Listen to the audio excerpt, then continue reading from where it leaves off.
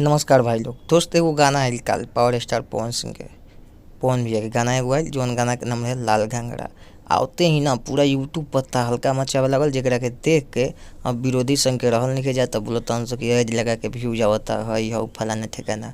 अब ये तो तुम लोगों को शायद पता ही नहीं है कि खेसारी लाल यादव जी का बहुत सारे उस पर गाना आया है, समझ गया। और हमारे पावर स्टार पवन सिंह का उस चैनल पर ये दूसरा गाना है लाल घंगरा, एक पिछले साल आया था। समझो कि फैंस कितने हैं उस पर, समझ में आया।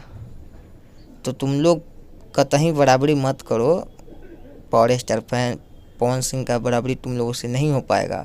कान फाड़ के रख देगा पावर स्टार पवन सिंह का, ऐसा औकात है, समझ गया। फैंस भी नहीं है उस चैनल पर जिस चैनल पर तुम्हारा पापा लोग का फैंस बहुत सारे हैं, उस पर तांडव कर रहे हैं हमारे पवन भैया उस पर।